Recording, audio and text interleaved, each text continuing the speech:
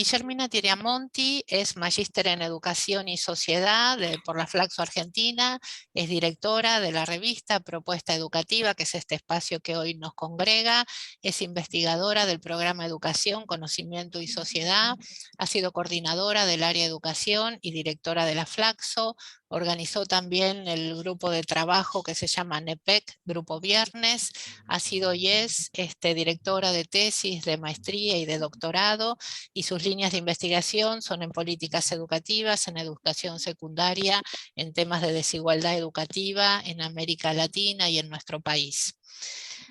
María Teresa Lugo, voy a presentar a todos y todas directamente para luego ir a las intervenciones y a las presentaciones del panel. María Teresa Lugo es magíster en Nuevas Tecnologías aplicadas a la educación por la Universidad Autónoma de Barcelona, es investigadora y profesora de la Universidad Nacional de Quilmes, lugar en el que dirige el Centro en Políticas Públicas de Educación, Comunicación y Tecnologías, es consultora para gobiernos y organismos internacionales en temas de tecnología y educación. Manuel Area Moreira, que no está, pero compartiremos un video que él preparó especialmente para este panel al finalizar las presentaciones de quienes hoy están en este encuentro sincrónico.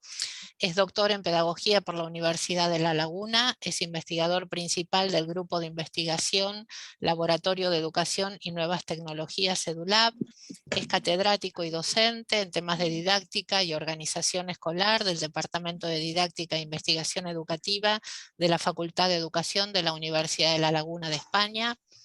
Andrea Brito es doctora en Ciencias Sociales, docente e investigadora del programa Educación, Conocimiento y Sociedad de la Flaxo, espacio desde el que coordina la especialización en lectura, escritura y educación y el diploma superior en políticas institucionales para la acción educativa en clave contemporánea del programa de la Flaxo.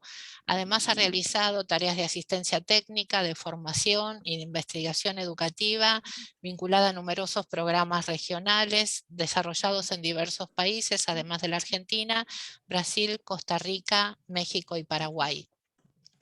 Ana Laura Martínez Tesore es magíster en Sociología de la Educación por la Universidad de Columbia, posee formación como agente de cambio en educación por la Universidad de Estocolmo, es investigadora y coordinadora de cooperación técnica para América Latina y países africanos de lengua oficial portuguesa del Centro Regional de Estudios para el Desarrollo de la Sociedad de la Información. Es docente en el programa de formación en políticas digitales del Instituto Internacional de Planificación de la UNESCO para la Oficina de América Latina en Brasil. Bueno, hasta allí la presentación a los y las panelistas, a las panelistas, y luego presentaremos a Martín para no hacer este primer momento tan arduo de escuchar algo de las trayectorias de quienes nos acompañan. De nuevo agradecerles también a quienes nos acompañan como asistentes y participantes en este encuentro. Guillermina, te escuchamos. Bueno, buenas tardes a todos. Bueno, lo primero es agradecerle a Tere Lugo por la voluntad de armar este dossier, de convocar a los autores, también agradecer a los autores por prestarse a esta cooperación con la revista Propuesta Educativa, que hace ya muchos años que llevamos adelante, con mucho esfuerzo de la gente que trabaja en ello, no de la directora solo, ni mucho menos, sino del equipo Viernes, que ya hace muchos años que lo tiene, lo ha tomado bajo su área de trabajo, para poder investigar, discutir los temas que nos parece que son necesarios tanto para la educación, tanto para la Argentina como para la región. Y en este caso, Tere nos trae un dossier, nos acerca un dossier que trabaja sobre un tema sobre el que yo no sé nada, así que no voy a decir mucho, pero que es de suma importancia.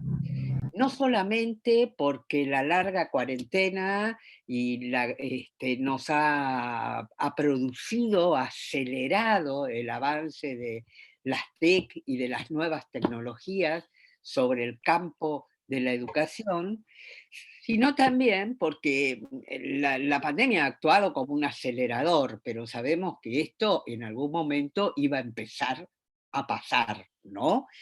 Y estuve leyendo los artículos y ahí alguien que sabe poco o nada de ese tema, lo que ve es una variedad de situaciones, tanto simbólicas como materiales, que confluyen en el campo de la educación para generar una arena, diría yo, de disputa, de intercambio, de transformación, que los distintos artículos lo que hacen es ir viendo cómo va yendo esa transformación en las distintas áreas que están mirando, ¿no?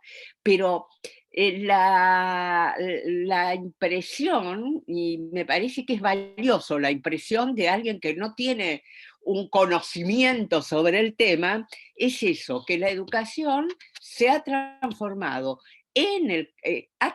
se ha transformado en una arena donde disputan distintas prácticas, distintas concepciones del conocimiento. Y que esto que estamos viendo hoy es lo que sin duda pasó en el momento de constituirse las escuelas de la modernidad, ¿no? Las escuelas modernas, donde fueron una arena de disputa entre el conocimiento religioso y el conocimiento científico, y donde hubo durante mucho tiempo una hibridación de eso, y yo creo que en el caso de América Latina sigue habiendo una hibridación entre lo religioso, el conocimiento vulgar, el conocimiento científico, que todavía están disputando en la escuela lugares, en algunas más, en otros menos, y distintas prácticas producidas por la tecnología. La práctica habitual de la escuela tradicional, es una práctica basada en la tecnología del libro, bueno, esto ya se ha dicho tanto, la tecnología del libro, el pizarrón, la tiza y demás. Y ahora aparece una nueva tecnología, irrumpe una nueva tecnología que me parece que está, bueno, perdón, y esa práctica del libro y del pizarrón es una práctica basada en una determinada concepción del conocimiento, de un conocimiento lineal, de un conocimiento que exige la prueba o la falsificación de hipótesis, este, y un conocimiento mediado siempre por el docente. Y de pronto irrumpe una nueva tecnología que, eh, que se basa en otros supuestos del conocimiento y en otros supuestos de articulación con el conocimiento, ¿no? El Internet está basado en la idea de un conocimiento integral, interdisciplinar, donde todo va junto y no desde un acercamiento disciplinar como tiene la escuela, y de un conocimiento y de una serie de información y saberes que se construyen como conocimiento a partir de la investigación en este caso, de un alumno o la intervención de un alumno. Y donde el docente juega un papel distinto, que es aquel que es el papel tradicional de poner el saber, de ser el poseedor del saber, y tiene una posición diferente, un rol diferente, que tiene más bien que ver como pensar los problemas, pensar los temas, proporcionarle al alumno los temas y los problemas y la guía para usar esta tecnología.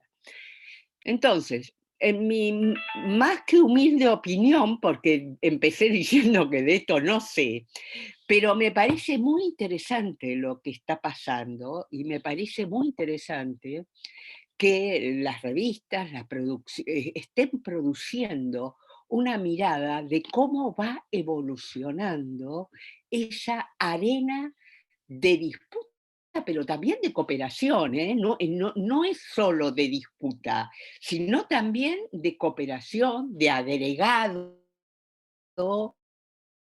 de hibridación que se está produciendo en el campo educativo y que nosotros en general pensamos como todo igual más una computadora, ¿no? Y realmente está cambiando, no en un sentido, creo que lo dice Andrea en un momento en su texto, no en un sentido necesariamente progresivo de mejora, sino con sentidos contradictorios, con sentidos que producen fenómenos muy diferentes a los que por ahí pensamos, que no es otra cosa que lo que pasa en el mundo, ¿no? Que empiezan a pasar cosas que son muy diferentes de las que pensamos.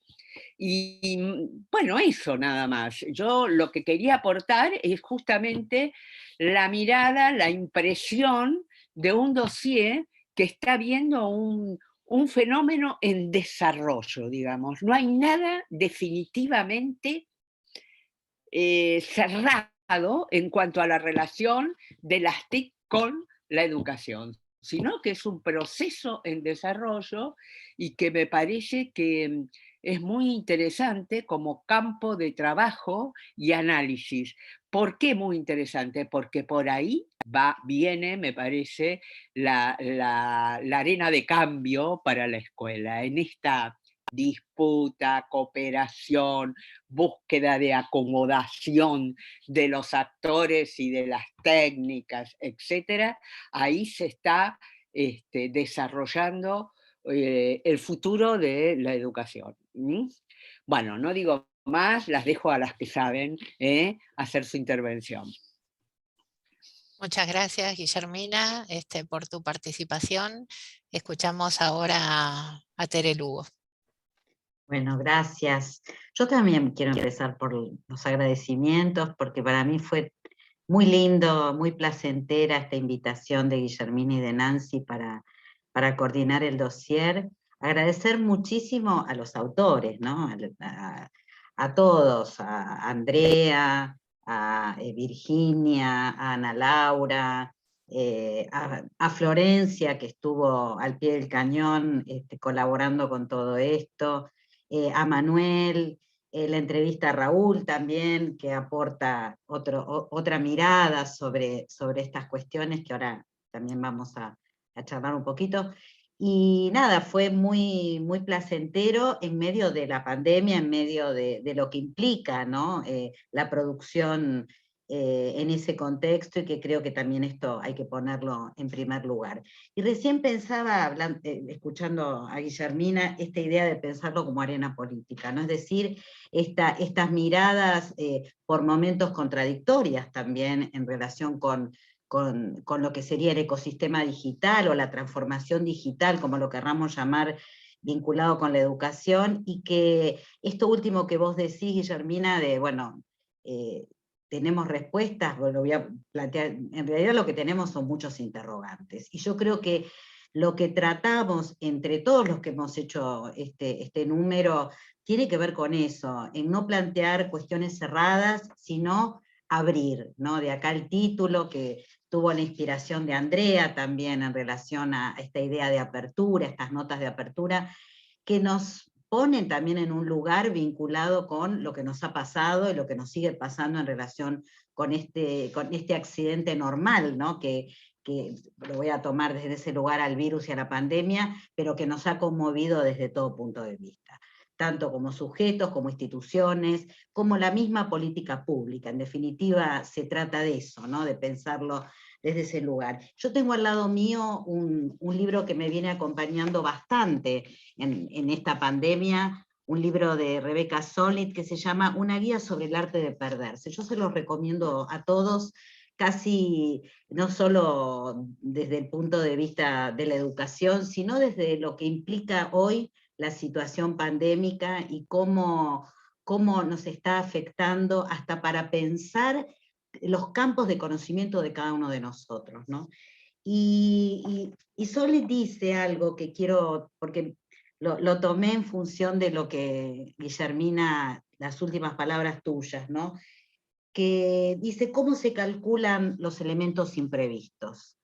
Parece tener que ver con el arte de reconocer el rol de lo imprevisto, de no perder el equilibrio entre las sorpresas, de colaborar con el azar, de admitir que en el mundo existen algunos misterios y por lo tanto que los cálculos, los planes, el control tienen un límite. Calcular los elementos imprevistos quizás sea precisamente la operación paradójica que la vida más nos exige que hagamos. Ella escribió esto antes de la pandemia. A mí me parece que hoy, digo, para alguien que se dedica, como me dedico yo al planeamiento de las políticas digitales, parece contradictorio, pero en este campo, en esta cuestión, en este momento, lo quiero traer porque creo que parte de lo que tenemos que hacer es también tener una mirada renovada hacia la escuela, hacia la educación, hacia la formación, por supuesto también a la integración de las tecnologías digitales. Hay mucho recorrido, hace muchos años que América Latina afronta e implementa políticas digitales o políticas TIC en su momento vinculadas con la educación, pero hoy creo que esto nos pone en evidencia la necesidad de revisar mucho de lo que estábamos haciendo, pero también desde ese lugar esperanzador. Lo planteo porque me parece que esta idea de descubrimiento, Solnit dice en este libro que los exploradores cuando descubrieron nuevos mundos no sabían a lo que se enfrentaban, es decir, no tenían elementos como para saber qué es lo que iban a descubrir. Y yo creo que parte de eso, además de lo personal, está de alguna manera conversando con la idea y con el espíritu de este dossier en relación también a plantear debates, a plantear reflexiones, a plantear cosas que no están cerradas.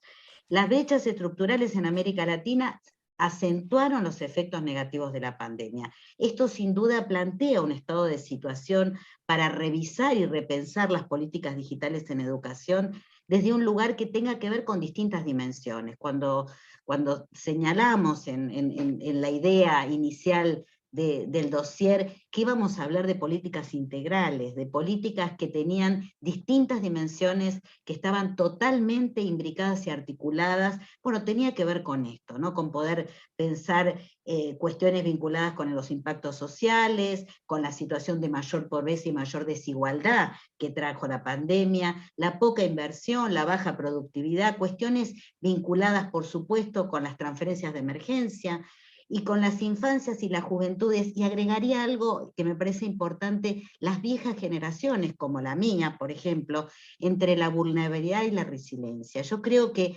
poder pensar y ubicar en una de las dimensiones principales de análisis que tiene que ver con la falta de conectividad, el acceso a dispositivos digitales, especialmente vinculado con las brechas territoriales, ¿no? Con las zonas rurales, mucho más en desventaja que en las zonas urbanas, hizo que pusiéramos este dossier, que tiene una perspectiva regional, desde un lugar vinculado con el sostenimiento y la garantía de derechos. Ahora bien, el impacto de la pandemia también tuvo, y esto también hizo que tomáramos como uno de los temas lo que tiene que ver con el impacto en el mercado laboral, que es la reducción del empleo a partir de la pandemia, especialmente en las mujeres, en los jóvenes y en los trabajadores informales, es decir, la precariedad laboral. Esto lo traigo porque en América Latina el grupo etario más afectado por la reducción del empleo durante la pandemia han sido las personas jóvenes y especialmente también las mujeres.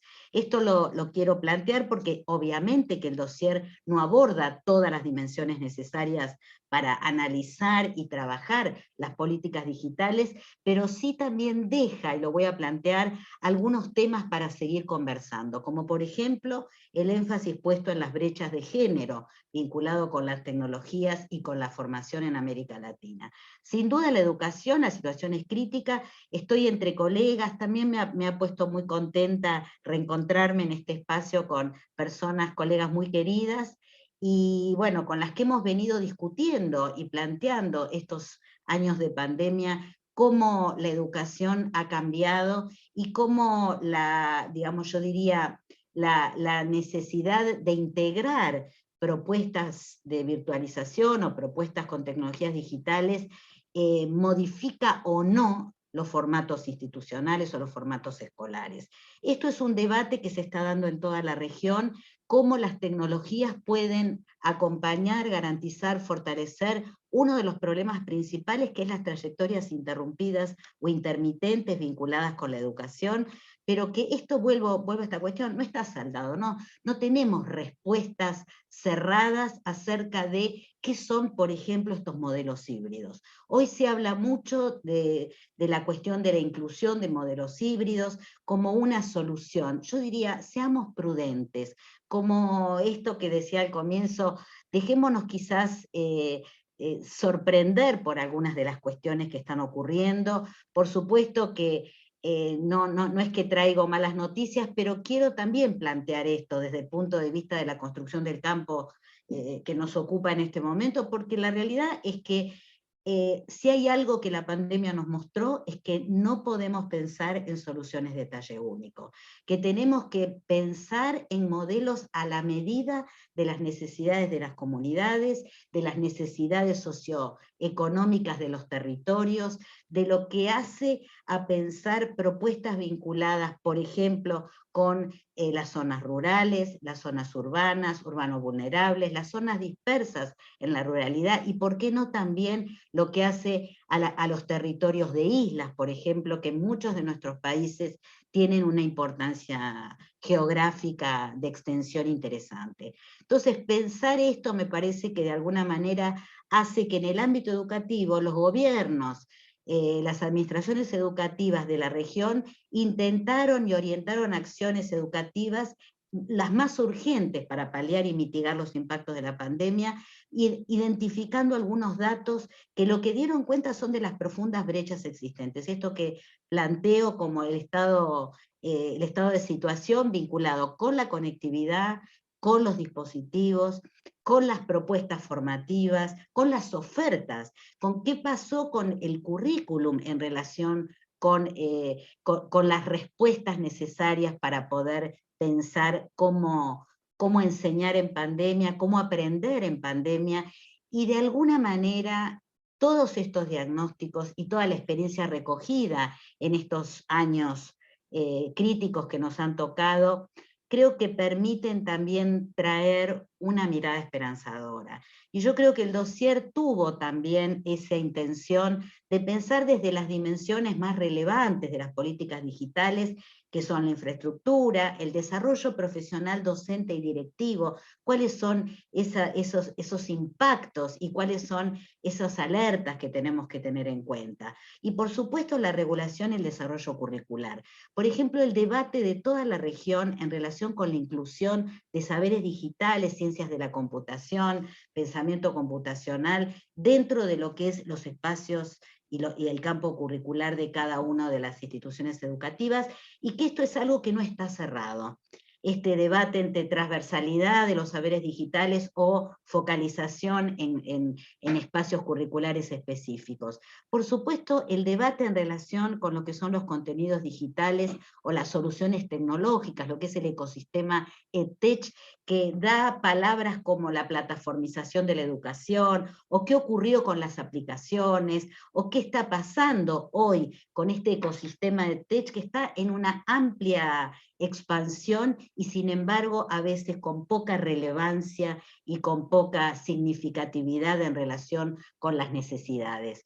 Creo también que parte de lo que intentó el dossier es tomar en primer lugar esta idea de las políticas digitales como políticas integrales y como políticas públicas. Y desde ese lugar también pensar cuáles son aquellas pinceladas vinculadas con cuál es la gobernanza necesaria de las políticas digitales para que realmente puedan no seguir haciendo más de lo mismo e impactar desde algunas de las cuestiones principales vinculadas con los desafíos pedagógicos. Cuestiones como Internet como derecho, la conectividad significativa, cuestiones vinculadas con las tecnologías como bienes públicos, cruzan la intención de este dossier y de estos artículos, y también, por supuesto, cuestiones clave para pensar cómo la formación, cómo la educación puede garantizar una transformación digital de los territorios y de los países de América Latina vuelvo a esta idea de mitigar los efectos pandémicos, no solo desde los temas más cercanos a nosotros, los educadores, sino también desde los aspectos del mercado laboral, de todo lo que hace a las brechas de género y las brechas etarias. Y quiero, para cerrar y seguir esta conversación ampliada, poder pensar la formación y las instituciones formadoras como claves en este proceso de mitigar los efectos de la pandemia, en esta idea de poder repensar las instituciones educativas y las políticas educativas en clave de derecho. Creo que parte de lo que nos quedó afuera es mucho, cuestiones como qué pasa con la educación técnico-profesional, la educación superior que toma Manuel, da algunas pinceladas, pero creo que cuestiones más vinculadas con estos aspectos de la educación técnica, de la actualización profesional, los temas vinculados quizás con la formación de las personas mayores, lo que es la educación a lo largo de la vida, la formación a lo largo de la vida, cuestiones como estos trayectos más modulares necesarios para revisar los formatos escolares y cómo la transformación digital colabora o no con esto. Y por supuesto, un tema que no es menor, que tiene que ver con los derechos digitales. La privacidad, lo que hace a los datos y el uso de los datos y los sistemas de información educativa hoy tan necesarias para identificar dónde y quiénes son los estudiantes que han quedado fuera de los sistemas educativos de América Latina.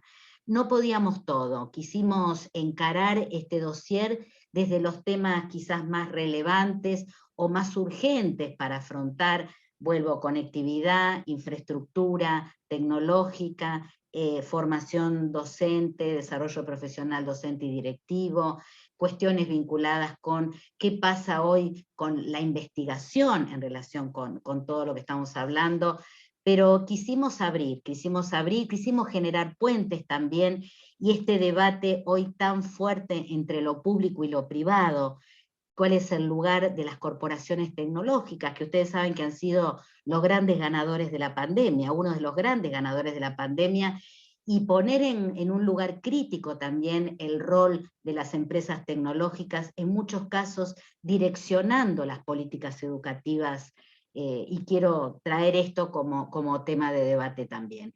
Y para terminar, simplemente recuperar esta idea del virus, que nos deja enseñanzas, que nos deja algunas lecciones aprendidas que no quiero olvidarme, pensar también en relación con lo que es el lugar de los territorios, el lugar de las comunidades educativas, esta idea de pensar políticas más a la medida de esas necesidades y no desde ese modelo de solución tecnológica busca problema educativo a resolver. Y por supuesto vuelvo con esta idea del comienzo, de entender los bienes tecnológicos como bienes públicos, garantizar derechos, pensarnos en comunidad, donde evidentemente nuestra mejor tecnología va a ser el poder pensarnos desde esto que está ocurriendo, de que juntos somos más inteligentes. Aprovechar las tecnologías para revisar cuál era esa escuela de la prepandemia y poder pensarnos en un debate donde, vuelvo con las palabras de Guillermina, donde no todo está saldado, no todo está dicho, y por supuesto donde hay intereses, necesidades y expectativas, en algunos casos como arena de lucha y como cuestiones que plantean muchos interrogantes y muchas cuestiones a seguir discutiendo. Bueno, muchas gracias.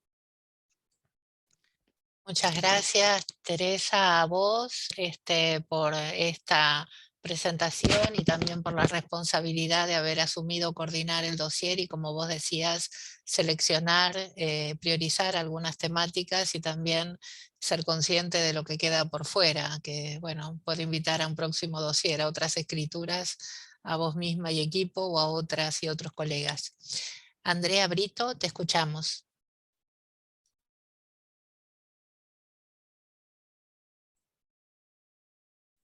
Bueno, ahí se escucha. Bueno, buenas tardes y un agradecimiento, empezar por agradecer como se viene haciendo a Tere por la coordinación del dossier, a Guillermina, a Nancy y a todo el equipo de la revista de Propuesta Educativa para participar de la escritura de los textos y ahora de este espacio, además de poner a circular ideas a través de los textos. Este tipo de instancias son interesantes para dialogar, para ponerlas a jugar y a debatir, y también para los que escribimos volver a las escrituras y ahí a partir de una relectura poder producir nuevas versiones o nuevos sentidos. En esa relectura que hice del artículo ya escrito hace un tiempo, subrayé 3 preguntas que guiaron la ruta de lo que me propuse al escribir. Esto es, hacer de la intensa productividad pedagógica activada por los y las docentes durante el lapso de suspensión de la presencialidad educativa un analizador sobre los modos de procesar el cambio en las prácticas, y desde allí apuntar algunas notas para pensar en sus procesos de formación. Las preguntas que subrayé del texto son: ¿qué hicieron los y las docentes frente a la irrupción del nuevo escenario educativo? ¿De qué modo lo hicieron? ¿Y en qué cuestiones se concentraron las dificultades? En dirección a estas preguntas, las estrategias de emergencia para la continuidad pedagógica me ofrecían una oportunidad para analizar el hacer docente en un escenario escolar trastocado en las coordenadas básicas de la experiencia profesional, esto es, espacio, tiempo y materialidad. Y por ende, de alguna manera, un escenario dislocado en las condiciones materiales y simbólicas en las que se inscriben sus prácticas, y también en el marco de las cuales se construyen, se fortalecen o se renuevan los rasgos de la identidad profesional docente. Y lo que mostraban o confirmaban esas estrategias a partir de la información disponible y también relevada en la urgencia del tiempo presente, es la habilidad de las prácticas docentes para innovar sobre la base de los saberes y de las condiciones disponibles, sobre la base de lo construido en la propia experiencia, y en el sostén colaborativo como modo de trabajo. Este tiempo de emergencia para la continuidad pedagógica también me ofrecía una oportunidad para poner en juego la dimensión de la temporalidad, clave en el análisis de los procesos de cambio educativo. La misma referencia a emergencia y a continuidad hablan de esta dimensión que denotó frente a este fenómeno. ¿Se me escucha? Que denotó frente a este fenómeno la extraordinaria velocidad de respuesta de las escuelas, de los y de las docentes para reconfigurar la enseñanza, y también dio cuenta de la productividad de las culturas escolares en ese proceso. Una velocidad que tensionó la reacción de las políticas, condicionadas en sus recursos, en sus antecedentes, en sus modos y en sus escalas para la intervención, y también tensionó la mirada de la investigación, más acostumbrada quizás a germinar en plazos más lentos o más amplios como condición para su desarrollo.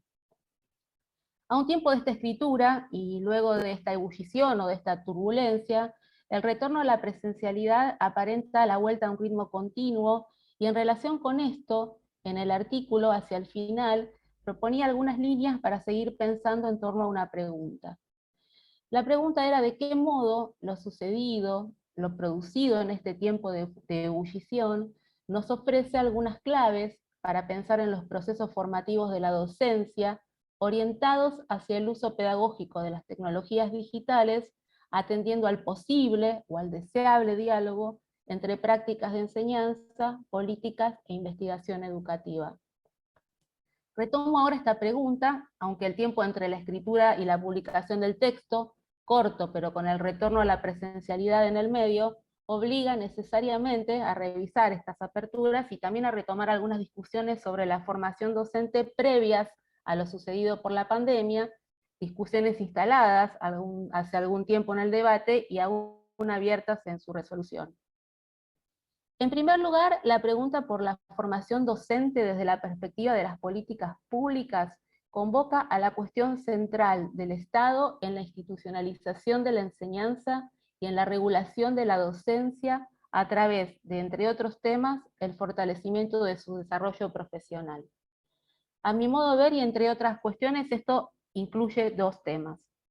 Por un lado, la cuestión de la arquitectura institucional en el diseño de la formación docente, es decir, de qué modo este diseño se enmarca en políticas docentes integrales que atiendan, entre otras cuestiones, a la articulación entre desarrollo profesional y carrera docente, y también refiere a la necesidad de una mayor convergencia entre las políticas digitales y las políticas docentes de cada país.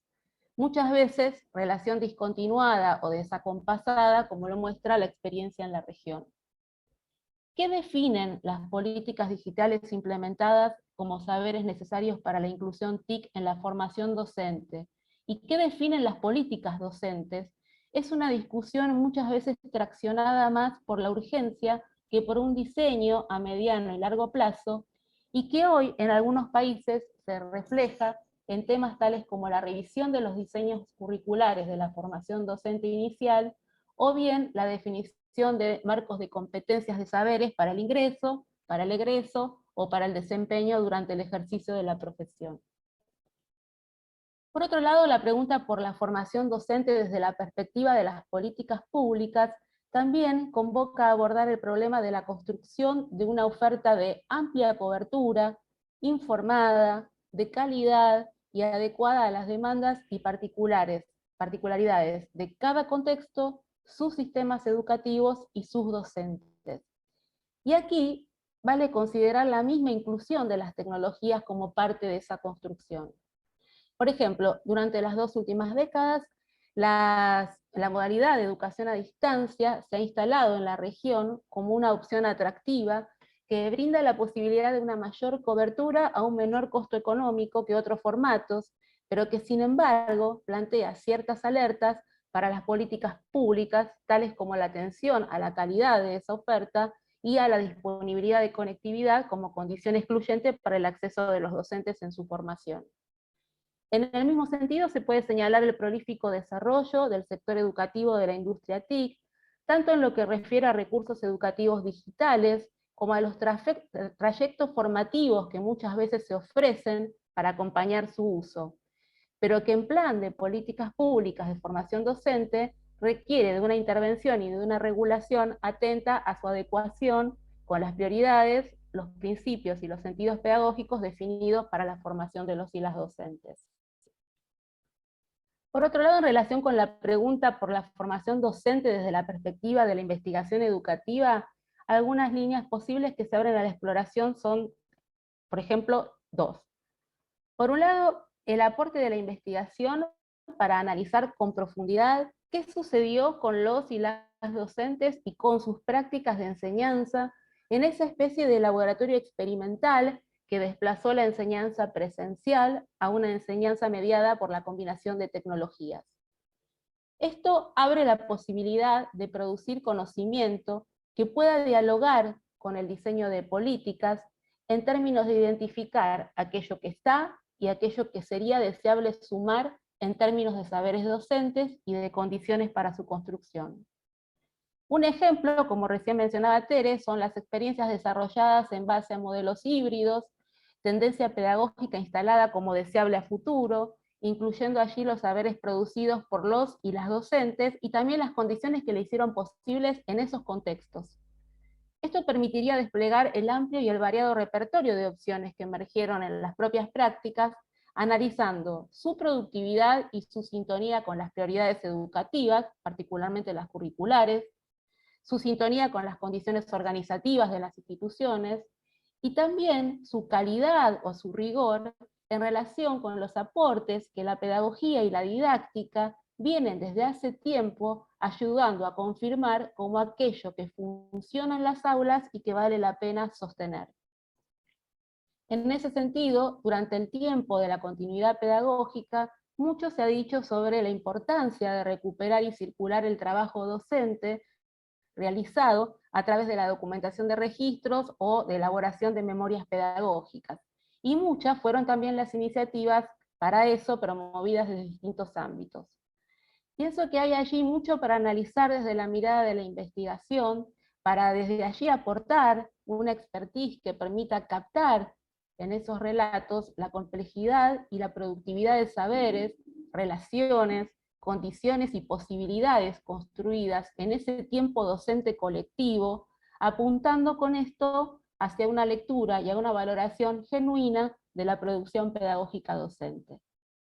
Y también y finalmente la pregunta por la formación docente, desde la perspectiva de la investigación educativa, llama a la posibilidad de experimentar nuevas metodologías que incluyan las herramientas de la cultura digital como materialidad de sus procesos, y también allí la participación de los y de las docentes.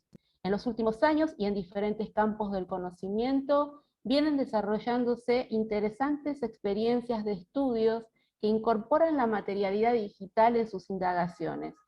Una tendencia que fue afirmada en la continuidad de los procesos de investigación durante la pandemia. Se trata de un camino abierto en el que para el caso educativo también puede pensarse con la inclusión de los y las docentes como parte activa del proceso. Las experiencias en redes virtuales de docentes o bien los entornos virtuales de formación ofrecen condiciones para eso. Y en ese sentido, y aquí hablo desde la experiencia cercana en propuestas de formación docente continua que coordino o participo a distancia, ofrecen ventanas para la exploración de las prácticas a través del hacer y de la reflexividad docente sobre la inclusión del uso pedagógico de las TIC para la enseñanza de saberes escolares en distintos niveles del sistema educativo, en diferentes contextos institucionales, a través de un proceso que hace de esas cuestiones un modelo de formación y a la vez un objeto de reflexión. Seguramente podríamos seguir abriendo preguntas y derivas, lo que da cuenta de lo mucho que la pandemia nos dejó para pensar. Lo que sabemos es que se sigue sosteniendo la necesidad de la formación docente para el cambio, y este es un discurso recurrente, ¿no? en las voces frente al cambio, pero también lo que sabemos es que falta mucho por pensar, tanto en relación con el alcance, y ahí Ana Laura señalaba en su artículo un dato interesante, ¿no? La mitad de los países de América Latina que desarrollaron alguna estrategia de emergencia para la continuidad pedagógica hicieron actividades o propusieron líneas de acción para la capacitación docente, solo la mitad, ¿no? Entonces nos queda mucho para trabajar sobre el tema del alcance, pero también sobre la especificidad del contenido. ¿Qué se espera de la formación docente? ¿Qué se propone de la formación docente en cuanto a contenidos, en cuanto a modalidad y en cuanto a condiciones para fortalecer el desarrollo profesional de la docencia en vista de la inclusión de las tecnologías en las aulas? Nada más, bueno, gracias. Muchas gracias a vos, Andrea, te escuchamos atentamente. Aprovecho para pedir a quienes están participando de este encuentro si quieren formular algunas preguntas en el chat. Ya vimos las de Laura Fumagalli, y les pedimos a las panelistas que vayan leyendo, así van pensando también respuestas o conversaciones. Ana Laura, te escuchamos. Bueno, qué gusto compartir esta instancia con ustedes, realmente es una enorme alegría, y siempre agradeciendo por estas instancias, estas oportunidades de intercambio, primero a través de la revista, ¿no? Donde pudimos compartir con las colegas que están aquí hoy, y bueno, para mí un gusto, a quienes no conocía desde antes, y bueno, a Teresa siempre un placer participar en todas las iniciativas que Teresa genera, no tienen error. Muchas gracias, Andrea, por el pie que me da. Yo elegí un ángulo para el artículo que tiene que ver justamente con un panorama regional, ¿no? donde hice foco en la relación entre desigualdades digitales y oportunidad educativa. ¿Qué pasaba con esto antes de la pandemia? ¿Qué pasó con esto durante la pandemia? ¿Y qué perspectivas futuras nos abre, ¿no? Entonces, bueno, si tuviera que plantearlo en términos de las preguntas que organizaron el trabajo, bueno, tiene que ver con en qué situación se encontraba la región cuando se tomó la medida de cierre de las escuelas, desde el punto de vista de las políticas digitales en educación y también en términos de acceso a dispositivos digitales e internet en los hogares, con foco principalmente en los hogares donde habitan niños, niñas y adolescentes. Ustedes pueden consultar datos más detalladamente en el artículo. Yo voy a hacer una selección aquí como de algunas cuestiones, unas pinceladas para priorizar.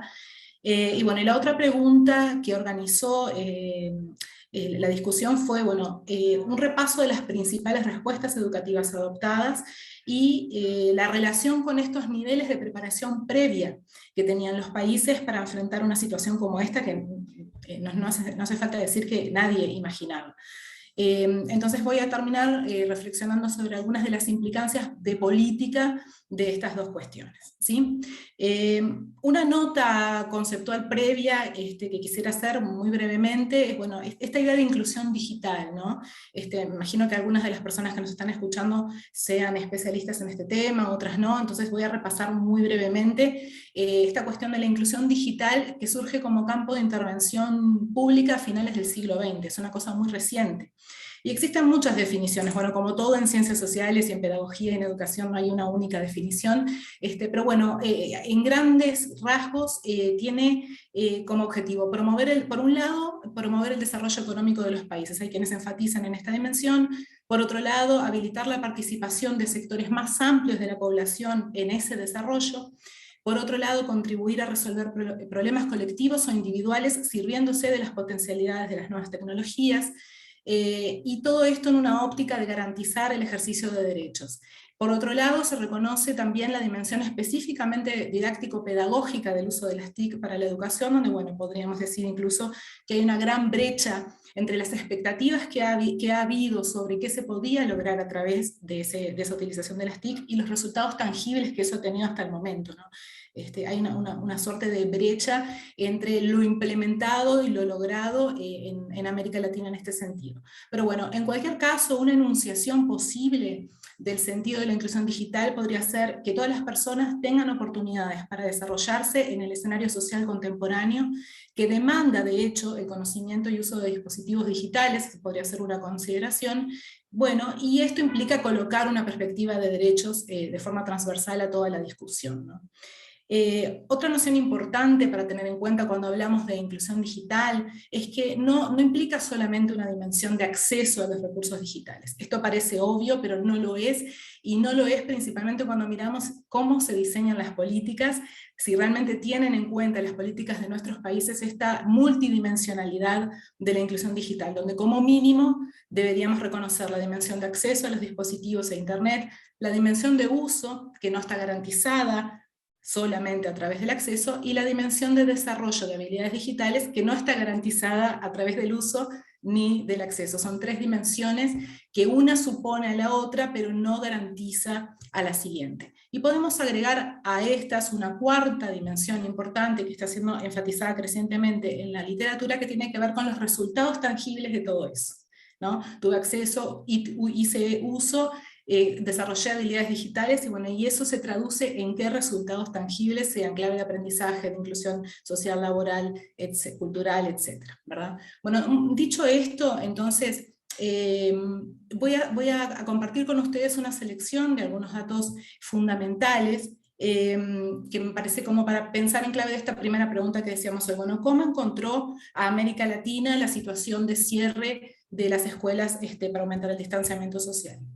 Por una parte, me parece que es importante tener presente que a nivel mundial la mitad de la población está desconectada de Internet. A veces nos parece que es mucho más, pero no, es solamente la mitad de la población a nivel mundial, y en América Latina esta cifra no llega al 67%. ¿no? Una de cada 3 personas no está conectada a Internet, ¿sí? Eso es en primer lugar. ¿Y cómo es ese acceso y a quiénes afecta en mayor medida la ausencia de acceso? Bueno, como bien adelantaba María Teresa, el acceso está estrechamente relacionado con el nivel socioeconómico, con la ubicación geográfica, y voy a agregar otras dimensiones que son muy fuertes también para entender las brechas de acceso. Además de la edad y la condición de discapacidad y el idioma hablado en el hogar, donde las poblaciones de lengua, cuya lengua materna no es la lengua oficial del país, o sea, poblaciones indígenas principalmente, y poblaciones de migrantes y refugiados, todas estas dimensiones son las que dan cuenta de las mayores dificultades de acceso a Internet y recursos, dispositivos en general, ¿sí? En América Latina, en 12 países de América Latina, el 81% de las personas del quintil más alto de ingresos tienen conexión a Internet en el hogar, y en el quintil más bajo esto está más cerca del 30%, ¿sí? Eso por nivel socioeconómico, pero no quería dejar de mencionar estas otras dimensiones, y sin, por supuesto, la interseccionalidad entre todas estas dimensiones es lo que nos da una pauta bien clara de las desigualdades en el acceso. Dentro de América Latina, se destaca un grupo de países que serían los países andinos, ¿no? Bolivia, por ejemplo, donde estas desigualdades son más pronunciadas todavía, donde se llega a los extremos más distantes entre acceso entre los quintiles más a las distancias más grandes en el porcentaje de acceso entre los quintiles más altos y más bajos de la población. En Bolivia, El Salvador, Paraguay y Perú, más del 90% de los niños y niñas de los sectores más vulnerables no cuentan con conexión a Internet. Estamos hablando, repito, más del 90% de los niños de los sectores más vulnerables no cuentan con conexión a Internet en el hogar. Mientras que en los países de renta media y media alta esta cifra sube un poco más, sube el 30% en el caso de los sectores más vulnerables. Así encontró América Latina la situación de pandemia. Todo lo que digamos acerca de modelos híbridos, de enseñanza remota, sea de emergencia o sea planificada, tenemos que tener presente que el panorama es este. Es una de las regiones, de hecho, donde hay más acceso entre jóvenes y entre niños, niñas y jóvenes, pero aún así es profundamente desigual. Quisiera comentar que en términos de acceso, los datos para las poblaciones más jóvenes no muestran diferencias entre varones y mujeres. Eso se da en otras dimensiones, en las dimensiones de usos y habilidades digitales, pero en términos de acceso, vale la pena decir que las diferencias sí se perciben en edades mayores, ¿sí? Cuanto mayor la edad, más grande la brecha de género, pero no en las niñeces y adolescencias. Eso es una buena noticia en principio. Eso se da en nuestra región, en Asia y en otras zonas del sur global. Sí existen, sí persisten diferencias entre varones y mujeres en el acceso a dispositivos a Internet.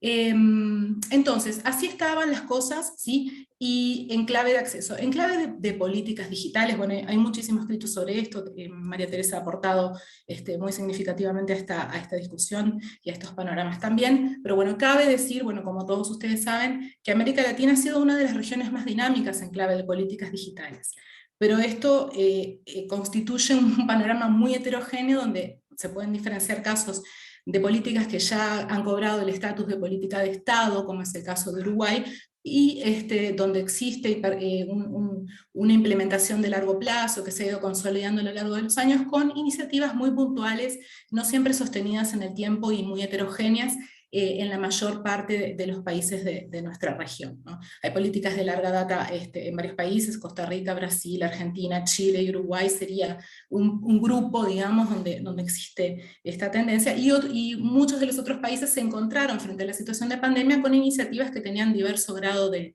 madurez, ¿no? Concretamente, esto posicionó de forma muy diferente, ¿no?, a los países para hacer frente a esta situación. La cuestión de la formación docente en este sentido también es crucial. Allí en el artículo hay algunos datos, se puede complementar con datos, por ejemplo, de Thalys, donde queda muy claro que a nivel mundial en general la formación docente inicial todavía no ha abrazado esta cuestión de las habilidades digitales, de las estrategias didácticas apoyadas o apalancadas en el uso de las nuevas tecnologías. Es una cosa muy incipiente y muy heterogénea a nivel de los países, y ciertamente fue un punto muy sentido cuando se tuvo que pasar a la enseñanza remota de emergencia, ¿no? Todo esto se conjuga en una situación que dio lugar a desigualdades exacerbadas en el acceso a la educación durante este periodo de pandemia, ¿no? Donde en el artículo afirmo que hubo una distribución regresiva de la oportunidad de aprender, porque la escuela de alguna manera ofrece una situación de emparejamiento de las oportunidades que estuvo ausente durante la pandemia, donde los hogares dependieron mucho más de sus propios recursos, fuera de sus, sea de sus conocimientos, de su acceso a internet, de su acceso a dispositivos, de la capacidad que tuvieran de cuidar y acompañar a las niñeces y adolescencias de acuerdo a la carga horaria disponible que tuvieran, de acuerdo a los conocimientos y capacidad de mediación con el aprendizaje que tuvieran, y esto implica una distribución absolutamente regresiva de la oportunidad de aprender que ocurrió durante la pandemia. En el caso del Brasil, que fue uno de los casos que estudié para el artículo, justamente porque hay bastante disponibilidad de datos sobre qué ocurrió durante la pandemia a través de encuestas que siguieron específicamente a la población, se percibió muy claramente esto, ¿no? Donde a la necesidad de buscar trabajo debido a la situación económica más crítica se sumó la mayor desmotivación para aprender en el contexto de la educación remota de emergencia, cosa que no se vio tan fuertemente en el sector privado, en las escuelas privadas y en los sectores socioeconómicos más altos. Entonces, la desvinculación, no solo de la escuela ya, sino de cualquier forma de relación pedagógica precaria que se pudo haber sostenido a través de diferentes metodologías, afectó muy fuertemente, muy diferencialmente a los diferentes sectores de la población, más allá de las desigualdades que ya se habían detectado en el acceso, ¿no? Entonces tenemos algunos datos bastante fuertes de en qué medida algunos sectores de la población pudieron siquiera participar de estas medidas, donde se apeló en muchos casos a estrategias que no apostaban a lo digital. Justamente, bueno, se volvió a la radio, se volvió a la televisión, se volvió al soporte en papel para poder llegar a los diferentes sectores. Fue multiplataforma en un sentido muy profundo toda la estrategia, justamente en respuesta a esta situación de enorme disparidad en las posibilidades de participar, ¿no? Entonces, bueno, ya cerrando para no pasarme mucho del tiempo, quisiera compartir algunas pinceladas en cuanto a las implicancias para las políticas de todo esto, ¿no? En primer lugar, bueno, la noción de que en América Latina se está muy lejos de haber resuelto la cuestión del acceso, si bien hay enormes progresos, y que además del acceso se requieren políticas de alfabetización digital que ayuden a niños, niñas y jóvenes, en particular a mujeres, a contar con las competencias necesarias para lograr una mayor apropiación de las TIC y una participación más sustantiva en su producción también, ¿no? Y esto en este sentido, bueno, apunto en el artículo que no se trata de generar cursos o capacitaciones solamente, sino de crear espacios significativos donde se pueda trabajar en forma integral la participación de las juventudes y las niñeces en todo esto, y donde se implique muy fuertemente la mirada docente también, ¿no?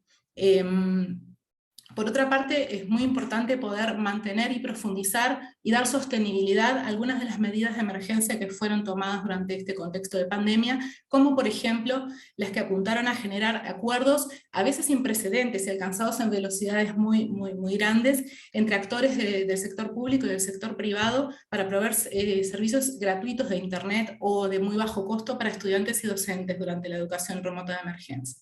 Es muy importante poder tomar estas iniciativas, darle sostenibilidad y hacerlas crecer, porque quedó demostrado que era posible en muchos casos donde no se creía que lo fuera, ¿no? Por otro lado, bueno, esta cuestión de fortalecer la alfabetización digital en los diferentes actores de la comunidad educativa, ¿no? De manera que se permita a niños, niñas y adolescentes contar con estas competencias necesarias para una participación sustantiva y crítica en el ambiente online. Finalmente, bueno, el desarrollo, considerar que el desarrollo digital inclusivo va a ser fundamental para la recuperación de la crisis, y una cuestión muy importante también, creo yo, de la que se habla crecientemente, esta cuestión de mantener y profundizar las estrategias de contacto y vínculo con las familias. La alianza pedagógica, que para algunas redes de escuelas ya era una práctica corriente, pero para muchas era una novedad, y se encontró la forma, con diferentes grados de éxito, se encontró la forma de revitalizar este vínculo, y es fundamental no perder esta ganancia en el escenario post-pandemia, ¿no? Porque Teresa decía lecciones aprendidas. Bueno, algunas de estas yo las llamo lecciones que no deberíamos dejar de aprender. Ojalá sean lecciones aprendidas, pero por lo menos son lecciones que no podemos no aprender, no podemos darnos el lujo de no aprender, ¿no? Bueno, ya cerrando entonces, destacar que, bueno, que ahora que los países de la región comenzaron a reabrir sus escuelas, la mayoría ya está en una nueva etapa en este sentido, va a ser fundamental implementar procesos de recuperación y promoción de la continuidad educativa que consideren las interrupciones en las trayectorias educativas y las desigualdades que se han profundizado en este periodo. Si uno mira, por ejemplo, en el caso de Brasil, una gráfica que relaciona a nivel socioeconómico y etnia con la pérdida de capacidad de leer y escribir que se dio durante la pandemia, es asustadora la brecha que hay entre los diferentes sectores, ¿no? En cuanto a la capacidad de lectoescritura. Y bueno, y finalmente, que creo que todos esperamos que el retorno se realice con la convicción renovada en la educación como un bien común, capaz de reducir las desigualdades, pero no solo con la convicción renovada, sino con los recursos y los apoyos políticos necesarios para hacerlo una realidad. Bueno, muchas gracias por la atención y quedamos entonces abiertos a las preguntas y al diálogo que pueda venir después de la exposición de Manuel. Muchas gracias, Ana Laura, también por tu intervención. Pensaba que en el recorrido que venimos haciendo hasta acá, Guillermina abría su participación diciendo que estamos en presencia de un fenómeno en desarrollo y estamos analizando cosas que suceden mientras suceden, y las presentaciones que siguieron también señalaban distintos aspectos y dimensiones atravesadas por estos temas: la cuestión de las políticas, la gobernanza, la formación docente, el aula, las familias, ¿no es cierto?, los contextos que también imprimen su potencialidad o sus limitaciones, y pensaba que también los conceptos, ¿no es cierto?, se van reconfigurando. Usos pedagógicos es algo que se sigue definiendo y completando, y lo mismo los temas que traían a Laura de inclusión digital. Pensaba también mientras las escuchaba que estamos participando en este espacio tanto investigadoras y docentes de la Universidad Nacional de Quilmes y de Flaxo, que ambos ámbitos institucionales han sido pioneros en la formación virtual en los 2000, a inicios de los 2000, y que también, por lo menos en la Flaxo, estamos tratando de seguir pensando cómo reconfigurar las propuestas de formación con estos nuevos desafíos. Entonces, al mismo tiempo que estas cuestiones son un objeto que nos interesa, nos atraviesa también en los modos de tener que seguir reorganizando las propuestas de formación en las que estamos involucrados e involucradas. Aprovecho para decir que nos acompaña casi el comité editorial en completo de la revista Propuesta Educativa: Mariana Nobile, Sandra Siegler y Verónica Toveña, y colegas también del programa, así que agradecerles. Hay un compromiso fuerte, digamos, de quienes integramos la revista también en pensar en los dossiers, los temas, así que eso se ve reflejado, y muchas de quienes integran el comité también han trabajado estos temas o los trabajan, así que seguramente habrá comentarios y otras participaciones. Bueno, vamos a ver ahora el video que preparó Manuel Area Moreira para nosotros, para nosotras. Si Ana puede directamente empezar a transmitirlo, Tere. A ver, Florencia Loiacono nos va a ayudar, son las nuevas generaciones, así que vamos a apostar. Aparte, aprovecho para agradecerle de nuevo a Flor todo lo que hizo, y en este momento nos va a salvar también. Muchas gracias, Florencia. Ahí mencionamos tu participación en el dossier. Escuchamos a Manuel. Hola, mi nombre es Manuel Area Moreira y les estoy hablando desde la Universidad de La Laguna, en las Islas Canarias, España. Para mí, siento no poder estar presente en directo en este evento de presentación de este dossier de la revista Propuesta Educativa que ha coordinado María Teresa Lugo. Yo, en esta brevísima intervención, quisiera presentarles, de algún modo, muy brevemente, lo que son los contenidos y el porqué y el para qué del artículo que escribí para el mismo, ¿no? El título es la enseñanza remota de urgencia durante la COVID-19, pero sobre todo lo que intenta ser una propuesta, una reflexión de los desafíos para el tiempo post-COVID, pero en este caso ubicado, contextualizado en la educación superior. El trabajo lo he planteado básicamente o estructurado en tres grandes apartados. Uno primero, donde he intentado chequear, explorar, y ustedes pueden encontrar ahí cuánto y qué se ha publicado sobre la COVID y la educación superior en estos 2 últimos años, ¿no?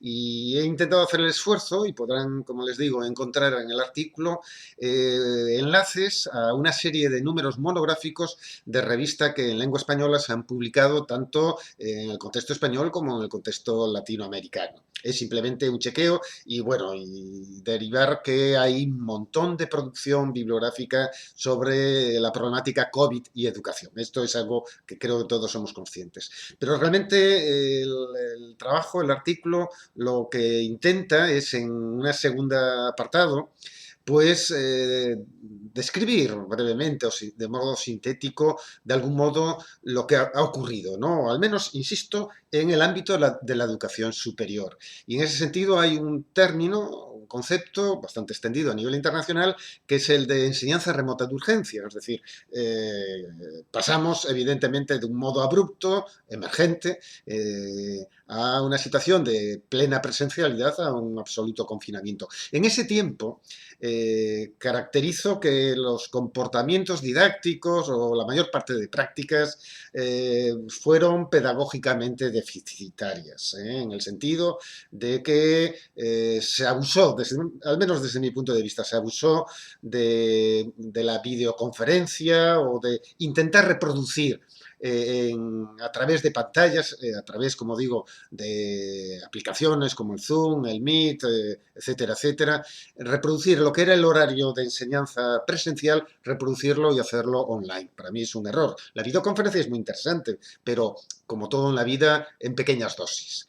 Por otro lado, también se utilizó o se crearon de modo emergente una serie de aulas o entornos virtuales donde los profesores, profesoras, intentamos, pues, poner a disposición del alumnado en ese tiempo de confinamiento lo que eran los materiales, documentos de estudio, en PDF, Word, en presentación multimedia, en formato vídeo.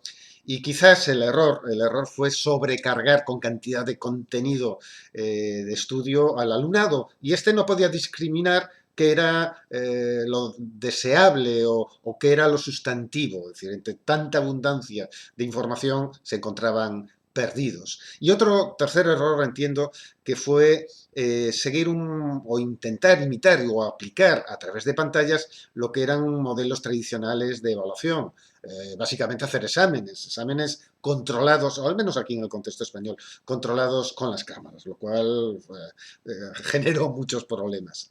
Pero bueno, el artículo donde centra su atención principalmente, y ustedes lo podrán encontrar, es una propuesta, o lo que intento hacer es una serie de desafíos para un tiempo post-pandémico. Y estos los agrupo en una serie de ejes o dimensiones, que son 6, que son las que ustedes ahí tienen, donde entiendo que debe abordarse la transformación digital de las titulaciones y de las prácticas de enseñanza universitarias en torno a los mismos. Y los nombro aquí brevísimamente. Es decir, tiene que haber infraestructuras tecnológicas y de telecomunicaciones abundantes en las universidades para poder hacer adecuadamente esa transformación digital de la educación superior. Tiene que haber, evidentemente, políticas desde las instituciones universitarias que impulsen y estimulen ese cambio. Tiene que existir, y el profesorado y alumnado tienen que encontrarse servicios digitales en la red para poder apoyar, enseñar y aprender digitalmente. Esto creo que llevará a aumentar o a intensificar lo que sería una organización académica de corte flexible, y sobre todo creo que vamos caminando hacia modelos semipresenciales o híbridos. Evidentemente esto va a suponer nuevos retos y, por tanto, una nueva profesionalidad de las funciones y tareas de los docentes, que no pueden ser las mismas que se hacían en la enseñanza presencial, y, en el fondo, todo esto tiene que servir para un cambio, una transformación, un cambio, en definitiva, de paradigma pedagógico, que no pueda seguir manteniéndose y siendo dominante paradigmas basados en la lección magistral, en las clases expositivas, en la reproducción del conocimiento. Bueno, y evidentemente el artículo acaba con algunas conclusiones que intentan ser una especie de síntesis de lo que se analizó en ese tiempo pandémico y hablar de posibles lecciones. Y yo las sintetizo en esas 4 que les pongo ahí. Yo creo que tanto el profesorado como el alumnado, evidentemente las autoridades académicas, no pueden pensar que al acabar el tiempo pandémico volveremos a recuperar la presencialidad plena tal como se vivió hasta ahora, hasta hace 2 años, ¿no? Yo creo que los tiempos han cambiado y por ello insisto en el artículo y se lo planteo a ustedes ahora, que yo creo que el proceso de transformación digital o de digitalización de la educación superior no hemos de entenderlo exclusivamente como un efecto de la COVID.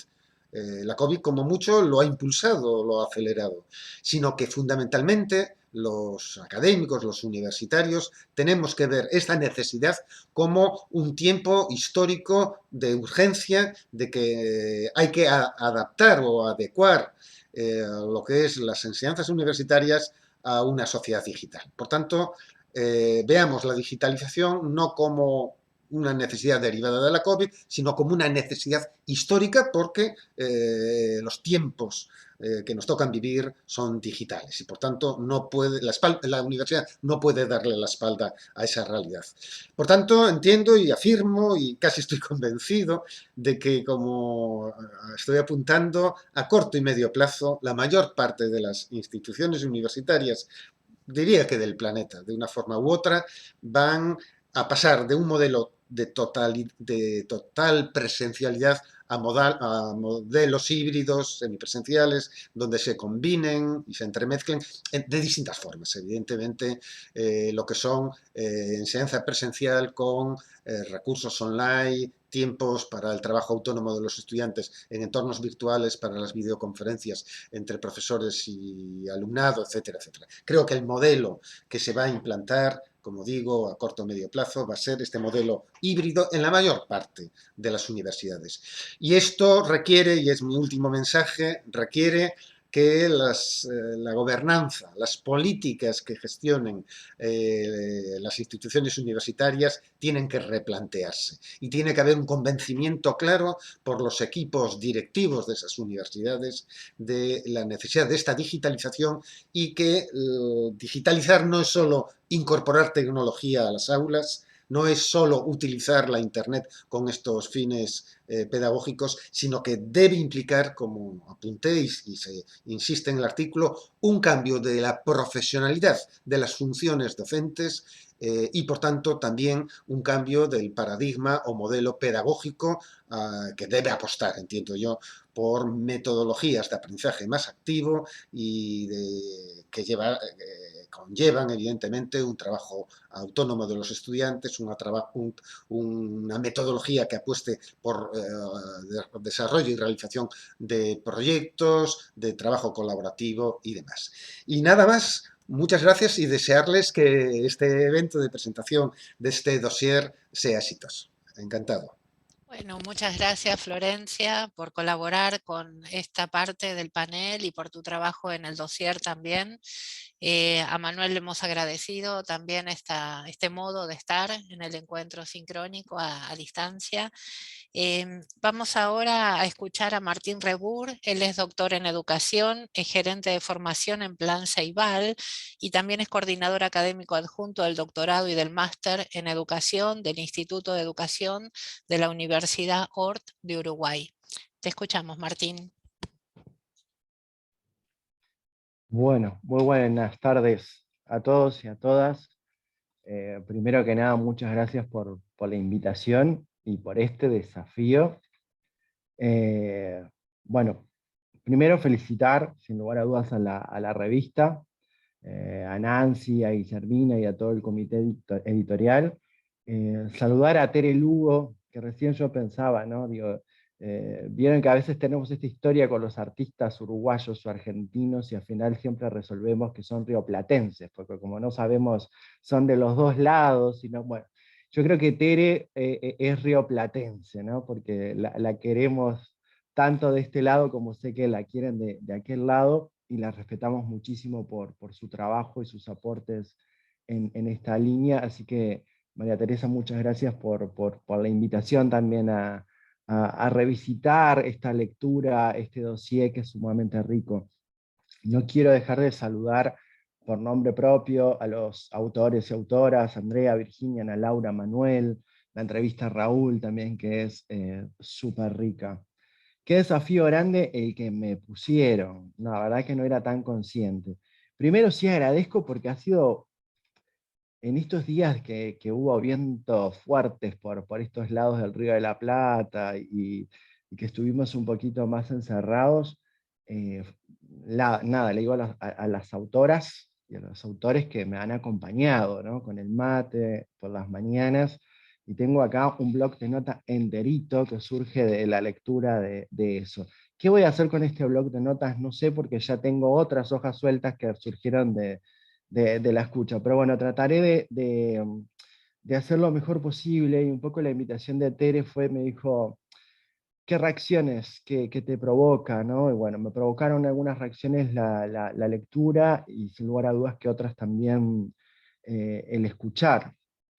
A la vez que presión, ¿no? Porque Nancy, cuando inició la presentación y dijo que iba a estar comentando, dijo por ahí que íbamos a tenerlo, anoté algo así como algunos comentarios lúcidos. Ya ahí me dio un poquito de temor y de exigencia. Y claro, ante esa presión siguió Guillermina, que se puso desde un lugar, desde conocimiento de esto, iluminando y haciéndonos unas reflexiones súper ricas, con una mirada muy, muy interesante, ¿no? Que yo les diría que voy a ir también mucho por ahí. A mí me gusta jugar desde diferentes lugares. Yo lo cuento, tengo un pie en la academia, y en un punto me identifico como investigador, estudioso, docente en la universidad en estos temas, pero por otro lado no puedo, tengo mi condición de gestor, ¿no? De gestor, hace 12 años que trabajo en Plan Ceibal, que trabajo en esta tensión entre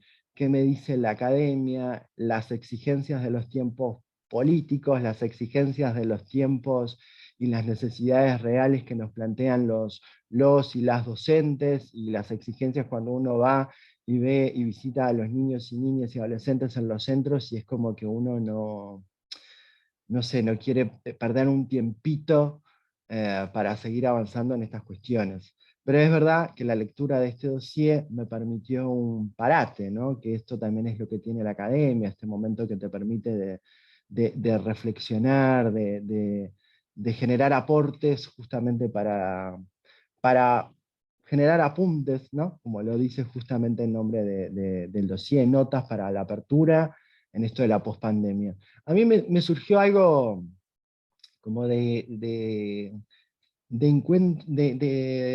un encuentro de diferentes sentimientos. Y ustedes disculpen que yo también como académico tiendo también a poner en juego mis sentimientos y mis afectos y lo que me pasa con las cosas. No logro esa distancia y esa objetividad. Yo lo veo como con una tensión entre lo que sucedió, un parate como en lo que nos sucedió, y una invitación a seguir adelante, ¿no? Pero desde primero un parate. No sé si será porque yo estuve como muy metido también en la gestión. Y he leído, sí, muchísimo. Manuel planteaba allí, lo plantea en su artículo, la vastedad, la cantidad de artículos, papers, documentos, investigaciones que se han generado en base a lo que se ha desarrollado en la pandemia, y era como en esta cuestión que yo entiendo que era la necesidad, por un lado, de comprender fundamentalmente más que generar respuestas. Esto que nos vimos todos interpelados a tratar de comprender qué era lo que nos pasaba. Y acá se me vino algo a la cabeza que también lo asocio a la pandemia, y se me vino un académico, un amigo que perdimos en la pandemia, que es Antonio Rodríguez de las Heras, un grande para mí, y me parece sumamente significativo hablando del post-pandemia y de gente que nos dejó cosas interesantes y que también de alguna manera sufrimos los efectos de la pandemia. Hace ya muchísimos años, Antonio nos visitaba por aquí y nos decía, insistía en esta idea de cómo las tecnologías amplificaban ruidos del sistema educativo, ¿no? Decía, es como que estemos poniendo unos grandes parlantes digitales en un sistema que no es digital. y las tecnologías de alguna manera amplifican algunos ruidos que no son provocados en sí mismos por las tecnologías y denuncian algunas tensiones que vienen bueno, del propio sistema, ¿no? De cómo está armado. Por ahí Guillermina hablaba hoy de la modernidad, de los orígenes de los sistemas, y bueno, y cómo estos de alguna manera generaban ruidos en el marco de una cultura digital, en el marco de una sociedad de la información, con la celeridad y la vertiginosidad de la producción del conocimiento. Y él también nos hablaba de cómo podía, si no atacábamos, si éramos muy conscientes, amplificar estas desigualdades también preexistentes en la sociedad. Y esto nos los decía hace ya unos 10 años, 12 años, por allá nos visitaba en Ceibal y nos visitó varias veces. Y me vino entonces la idea esta nuevamente, ¿no? Cómo de alguna manera la pandemia aparece, genera una serie de precipitados, ¿no? Que inclusive Manuel ahora nos planteaba, no pensemos las transformaciones, que en el caso de él lo plantea circunscripto a la educación superior, pero que entiendo de que perfectamente podemos extrapolarlo en general al sistema educativo, sea a nivel de inicial, primaria, educación media, superior, etc. No lo pensemos como una cuestión que surge de la pandemia, sino que tiene que ver con un proceso de adecuación histórica, dice así en el artículo, de las universidades a las transformaciones del siglo XXI, ¿no? De alguna manera, la pandemia viene a precipitar algunos procesos, viene a denunciar algunas cuestiones. Se me viene la imagen como de un tsunami que parece, y en esta metáfora también jugaba mucho Enrique de las Heras, donde decía, bueno, las tecnologías van como permeando las bases del sistema educativo, y muchas veces tendemos a fortalecer esos cimientos. Y él decía, no, hay que desmontar, no se trata de fortalecer exactamente los mismos pilares, tal vez se trata de desmontar, de reconfigurar. Entonces la gran pregunta ahora es, y yo siento en algún punto que hubo un tsunami, que nos reubicó, algunos nos arrastró, a otros nos arrastró menos, y acá esto tiene que ver con lo que Ana Laura planteaba muy gráficamente, con datos muy, muy duros, que duelen mucho. Yo escuchaba a Ana Laura y leía a Ana Laura y decía, ¿cómo duele Latinoamérica? ¿Cómo duele Latinoamérica? Con tanta desigualdad, con tanta desigualdad. No dejo de sentir un imperativo ético, de decir tenemos que hacer algo.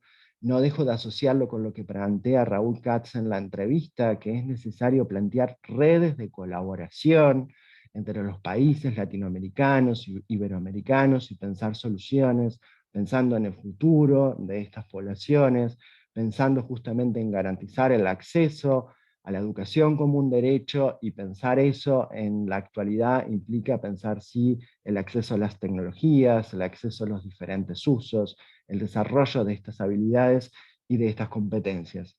Pero entonces, volviendo un poco a la metáfora del tsunami, yo siento que es como que, bueno, que desacomodó todo y cada uno le tocó estar en el lugar donde estaba. Algunos pudimos flotar más, otros pudimos flotar menos, otros se pudieron agarrar de algunas cuestiones, pero quedamos desarmados. Y es como cuando se retira la ola suavemente del tsunami y parecería que entonces quedamos todos como en nuevos lugares. No estamos exactamente en el mismo lugar. Y parecería que por un lado la pregunta podría ser, ¿reconstruimos la misma ciudad? ¿No? Sabiendo que corremos los mismos riesgos, sabiendo de que tal vez en esto del reacomodarnos aparecieron nuevas capacidades, aparecieron nuevos actores que nos vinieron a enseñar cosas, se reconfiguraron espacios donde empezamos a aprender y quedaron visibles que se generan aprendizajes, ¿no? Donde se generaron redes que se potenciaron, donde se reconfiguran también algunos discursos, ¿no? Por ahí Andrea decía en uno de los discursos, perdón, en uno de sus artículos planteaba algo que me quedó resonando muchísimo, un poco así como en relación a cómo se renombra la noción de innovación en relación con la inclusión de las TIC, ¿no? Hay como un revisitar esto de la innovación, pero por parte de los propios actores, ¿no? En los territorios, que fueron muy creativos, que tuvieron que acudir a múltiples tecnologías, inclusive también Ana Laura lo traía, a tecnologías tradicionales. A mí me llamó un poco mucho la atención, mucho poco fue ahí como una contradicción, pero me llamó la atención. Uruguay también lo hizo, pero recurrimos también a la televisión, recurrimos a la radio, pero me queda también muy claro que las desigualdades en la región eran muy grandes y unos se tuvieron que apoyar más en esas tecnologías, otros pudimos recurrir a tecnologías que ya teníamos instaladas, pero también Ana Laura lo señala como a la interna de cada país, Uruguay en un sentido contó con ciertos privilegios, porque tenemos una política pública de 15 años, ¿no? Ya si hablamos de una política de Estado, reconocida en materia de estar mirando, garantizando y buscando esto del acceso a las tecnologías, a los usos, al desarrollo de las habilidades. Puedo contar mucho más luego si a ustedes le interesa. Pero de todas maneras, a la interna de nuestro país también se vieron exacerbadas y quedaron sobre la mesa las desigualdades preexistentes, ¿no? Es decir, que entonces también tenemos que tener una gran vigilancia y trabajar muchísimo en poder acortar esa brecha. Y en esto también siguiendo con la idea del tsunami, cómo surgen diferentes interacciones, otros actores, yo creo que por ahí Andrea trae el jaque de la imagen de una docencia resistida al cambio, ¿no? De alguna manera Andrea dice, bueno, esto que durante muchos años también, y mucha investigación, inclusive yo tengo algunos estudios que van también en esa línea, capaz que estuvimos como insistiendo en esta resistencia al cambio, pero lo siento que acá yo creo que hay una cuestión que tiene que ver con lo simbólico y la construcción de sentido, ¿no? Cuando realmente aparecen las tecnologías en un camino que tiene sentido para los docentes, en un camino que tiene sentido para las poblaciones, que tenía que ver con la posibilidad de mantener el vínculo pedagógico, que tenía que ver con la posibilidad de mantener el contacto con los otros, y de alguna manera esto vuelve como a resignificar entonces este lugar de las tecnologías, ¿no? Y creo que también de alguna manera Andrea plantea el impacto que tiene esta reconfiguración a nivel de términos de la identidad de la profesión docente, ¿no? Entonces creo que ahí implica una mirada súper interesante de la investigación también, de qué manera la identidad, claramente pensada desde un lugar dinámico, flexible, que se va transformando en función de las demandas y las exigencias del propio campo profesional, de las exigencias también de la sociedad, bueno, ir pudiendo pensar, repensar cómo se va transformando esa identidad profesional. De qué manera también acompañar los procesos de desarrollo profesional desde una mirada como un continuo, ¿no? Que va desde la formación inicial hasta todas las etapas del desarrollo profesional. Por ahí todos los autores señalan una deuda en doble sentido, una deuda en relación a la innovación, por un lado como educativa en un sentido amplio, y por otro lado una gran deuda en cómo incluir dentro de los procesos de la formación inicial justamente esta apropiación de las tecnologías con un sentido pedagógico, con un uso, con un sentido pedagógico que potencie en definitiva el desarrollo, como decimos acá, de todos nuestros gurises, ¿no? De los niños, niñas y adolescentes. Tengo muchísimos apuntes más, pero a ver, déjenme, sé que tengo pocos minutitos más para cerrar.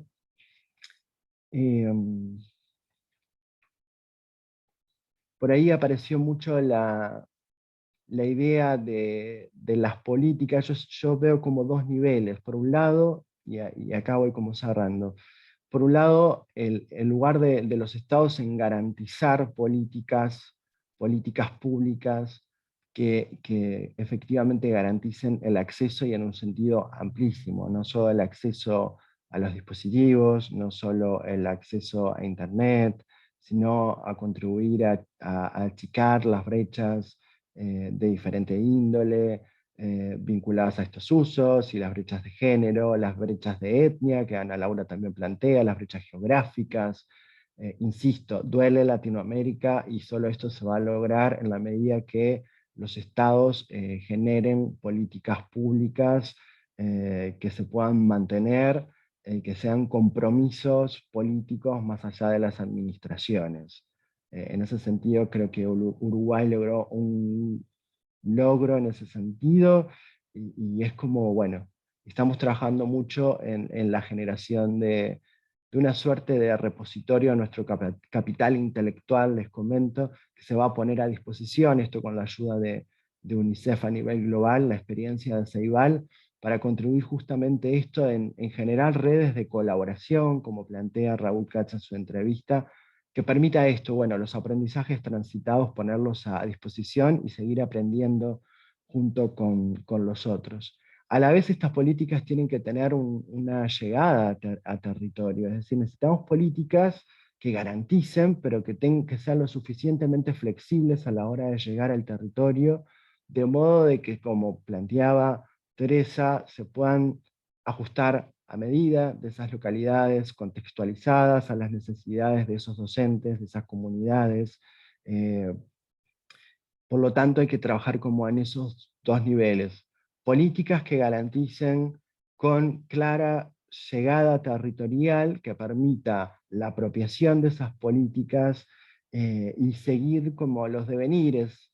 Hay una frase también que plantea Andrea que habla de los devenires de las tecnologías y de los procesos de apropiación de los docentes en las comunidades. Y me gustó la palabra, me gustó esta idea del devenir, porque en definitiva, es verdad, a nivel político parecería que uno diseña y muchas veces tiene como esa, acá me acuerdo muchísimo de Vera Rex, que una vez ella planteaba en una de sus charlas, Vera decía, bueno, tenemos como la planificación de los paisajistas casi los franceses, ¿no? Y pues tenemos Versalles, donde tenemos caminos fijos y muy claros por dónde transitar, pero podemos tener la idea del jardín japonés, donde tenemos diferentes lugares, diferentes trayectos, diferentes posibilidades, hay lugares para hacer, hay lugares para pararse y reflexionar y contemplar, hay lugares para estar a solas y hay lugares para trabajar con otros, y creo que hay que ir, bueno, por ese camino donde, bueno, políticas públicas que nos garanticen a todos, pero muchos jardines japoneses que nos permitan ir en los territorios generando trayectorias y propuestas a medida. Creo que estoy en el tiempo y un gustazo compartir con ustedes. Muchas gracias, Martín, por tus comentarios, además de sesudos, también muy cálidos. Te agradecemos en particular también la mención a Vera Rexach, que muchas de nosotros aquí presentes la conocimos y compartimos con ella espacios de trabajo y padecíamos también su dinámica y su compromiso, porque obligaba a ir a ese lugar. Otra rioplatense como María Teresa. Bueno, muchas gracias. No, interesante también la mirada desde lo que Uruguay viene haciendo, que se ha anticipado en años y en extensión también a trabajar de otros modos, ¿no? En las escuelas sigue siendo una referencia para la región y para nosotros desde ya. Voy a leer la pregunta de Laura Fumagalli. Laura, también un gusto que estés participando de este espacio para las panelistas. Al panel desde las políticas públicas. ¿No habría que empezar a diseñar esos modelos híbridos a medida? Dice Laura. ¿No habría que empezar a aterrizar los diagnósticos en propuestas concretas de nuevas y diferentes formas de organización y administración del aprendizaje escolar? En el marco de la disputa que planteó Guillermina, le pregunta al panel también qué lugar le cabe al Estado.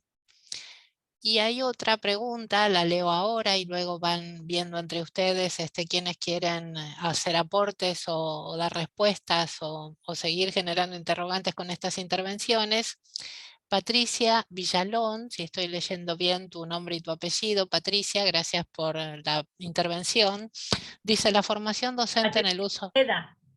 ¿Cómo, perdón? Patricia Ojeda. Patricia Ojeda, perfecto. Gracias. La formación docente en el uso de las tecnologías en el aula que plantea Ana Laura es clave, dice Patricia. El docente de aula no ha tenido formación al respecto y no puede comprender la dimensión del nuevo rol de facilitador que le compete. Lo más grave es el hecho de quienes quieren aplicar ese concepto y lo hacen de manera errónea, lo cual obstaculiza el proceso de enseñanza-aprendizaje. Aquí el Estado debería tomar decisiones de capacitaciones obligatorias para lograr ese paso fundamental en los modos de enseñanza. Y Patricia dice después, ante la afirmación realizada por una de las profesoras panelistas respecto a ¿qué futuras investigaciones podrían originarse en la pregunta ¿qué sucedió con las prácticas docentes en pandemia? Creo que quizás deberíamos pensar y actuar en y con las diferentes prácticas docentes, en los diferentes contextos y con estudiantes que viven y sufren una profunda desigualdad respecto al acceso a dispositivos y conectividad, no solo en estos aspectos post-pandemia, también en el abordaje de los contenidos antes de la pandemia. ¿Podríamos pensar en diseños o desarrollos curriculares adecuados y articulados post-pandemia? ¿Podremos superar el todo igual más una computadora?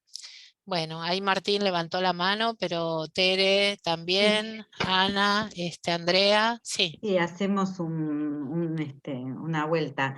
No sé, a mí me gustaría tomarlo de Laura, a quien le agradezco especialmente porque muchos años compartiendo conversaciones, debates, ¿no? En nuestros espacios de laburo y de amistad.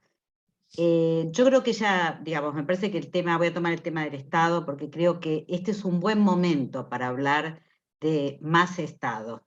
Yo creo que Martín trae el tema de Ceibal y yo quiero poner también a debatir acá el tema de la sostenibilidad de las políticas públicas, como por ejemplo, qué pasó con Conectar Igualdad.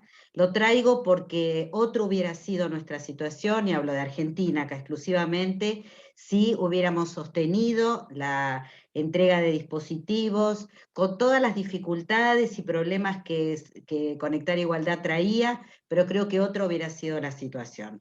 La pandemia también puso en un lugar importante y mostró la importancia de que no alcanzaba con que en las escuelas hubiera infraestructura tecnológica, que hubiera computadoras con carritos, por ejemplo. No alcanzaba, que también era importante que los chicos y chicas tuvieran sus dispositivos, pero sobre todo también que en los hogares hubiera garantizada infraestructura y sobre todo el tema de la conectividad.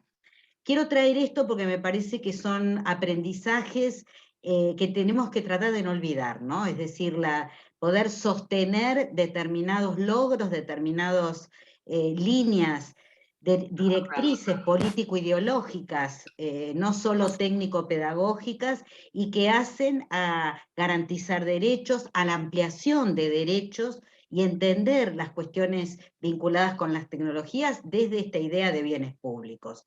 Entonces, ¿esto qué implica? Bueno, algunas cuestiones básicas. Primero, no podemos pensarlo como política sectorial. Es decir, no se trata solo de la política de educación. Acá el dossier trató de mostrar en un primer pantallazo, vamos a decir así, la necesidad de lo que Raúl Katz trae en relación con la infraestructura, con la parte dura, vamos a plantearlo así, de las telecomunicaciones, la necesidad de los acuerdos y de las alianzas, y de cuál es el rol del sector privado en todo esto y cómo el Estado direcciona, cómo el Estado regula fundamentalmente estas cuestiones. Esto se vio con claridad en la pandemia en relación con los costos de la telefonía, con la importancia vinculada con lo que CEPAL ha planteado como la canasta básica digital.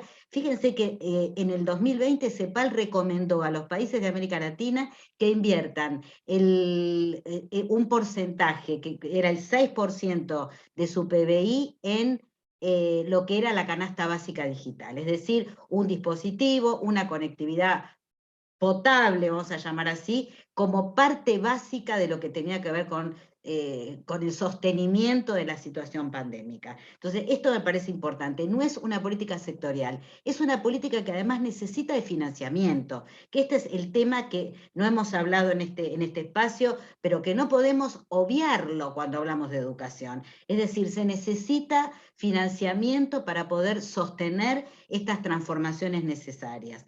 Yo creo que además de todo esto, y me parece que se habló de la necesidad de pensar en función de los territorios, en función de las necesidades, en función de lo que, digamos, de políticas más situadas, vamos a plantear así. Y quiero, para terminar, tomar esto que plantea Laura, que lo hemos hablado el otro día, de los modelos híbridos, pero yo sería prudente, porque realmente creo que detrás de esta idea, ¿no?, de modelos híbridos, cada uno entiende cosas diferentes. Entonces, a mí me parece que no se trata solamente de ver la virtualidad que integra los modelos híbridos más acentuado o más atenuado, sino que se trata de poder animarnos a discutir desde los marcos regulatorios, las normativas que habilitan o no esta posibilidad de flexibilizar, de formatear de una manera distinta. Un análisis muy a fondo de la escuela de la prepandemia, porque si no es como que todo ahora descubrimos,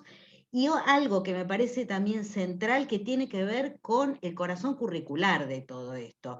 Cuando al pasar lo dije a propósito, al pasar porque no es el tema de debate hoy, pero en la discusión que hay acerca de la inclusión o no de ciencias de la computación o de pensamiento computacional, que esa ya es un debate. Para los que estamos en el tema sabemos que son cosas distintas. Si tiene que ser transversal la integración de las tecnologías, como se decía hace 15 años atrás, o si tenemos que aprovechar y potenciar espacios específicos curriculares. Y eso va a tener impacto en qué formación docente requerimos para poder hacer eso.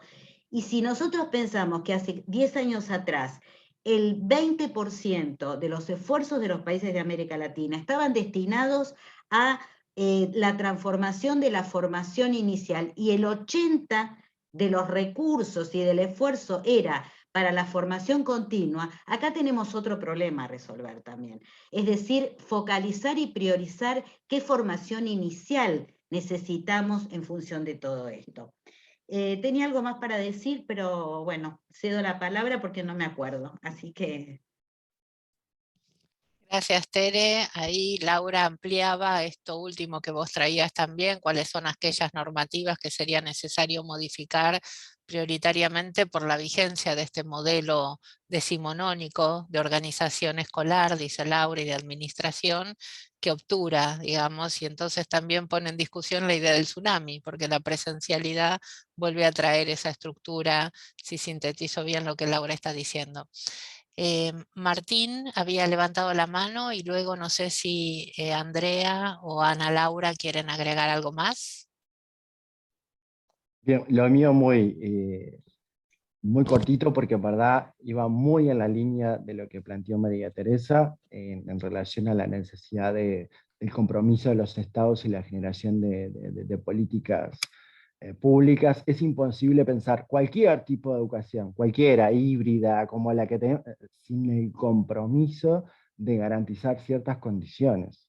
O sea, si no, solo es papel, y podemos estar los académicos discutiendo y definiendo, pero en definitiva no va a suceder nada, o va a suceder solo en los sectores que pueden acceder, y lo único que vamos a hacer es aumentar las brechas y las desigualdades. Eso es claro, hay mucha literatura que es una evidencia empírica, y es una gran preocupación. Creo que los estados tienen que tomar con mucha seriedad estas cuestiones en un marco más grande que aparece justo en la entrevista de Raúl Katz en relación a la digitalización de los empleos, ¿no? Pensando en una cultura digital, y bueno, y ante el no desarrollo de determinadas habilidades y competencias digitales, claramente se van a generar mayores procesos de exclusión en nuestras poblaciones.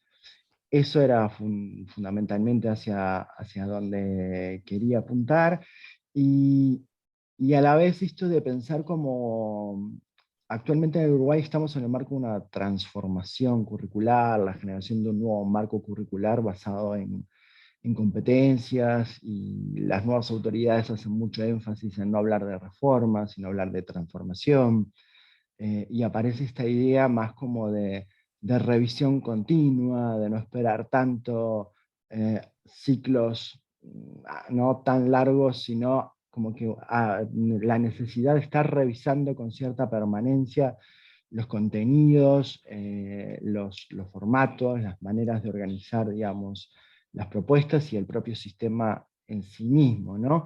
Parándonos que claramente en un contexto de incertidumbre, de cambios vertiginosos, es imposible pensarnos de que podemos definir y reconstruir exactamente el mismo sistema que teníamos anterior a la pandemia.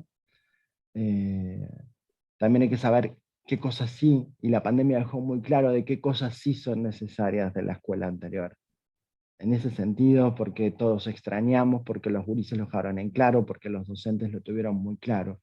También es verdad que dejó muy en claro qué cosas, que capaz que no estaban tan claras, sí se podían abordar mediadas por tecnología, ¿no? Suponiendo el caso que contábamos con los recursos tecnológicos, etc., hubo más de un docente que se animó a hacer cosas que creyó que no iba a lograr generar o propiciar aprendizajes en determinados ámbitos, y que dijo, uy, sí, mirá, mediados por tecnología, y de esta manera sí se podía. Entonces creo que ahí tenemos que volver como a repensar, poner en la balanza, bueno, ¿para qué necesitamos realmente la presencialidad y no podemos renunciar a esa presencialidad, al encuentro, a todo lo que significa la escuela en un sentido amplio, como institución, y qué cosas sí siguen funcionando en otros entornos, ¿no? En entornos virtuales, en redes sociales, en otros contextos que se generan también aprendizaje,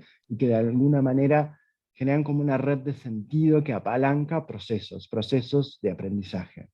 Pero sí estoy de acuerdo que no quiere decir que el tsunami, un poco mi idea con el tsunami era, o volvemos a armar la misma ciudad, o vemos dónde quedaron las cosas y qué es lo que se generó, y a partir de lo que se generó y de las necesidades que quedaron en evidencia, de las debilidades que teníamos y de las fortalezas que quedaron también en evidencia, volver como a reconstruir y a reconfigurar en función de los nuevos tiempos, y también de algunas deudas casi que históricas, ¿no? Que estamos teniendo en materia de dar respuesta a achicar estas desigualdades y garantizar y generar posibilidades para todos y todas.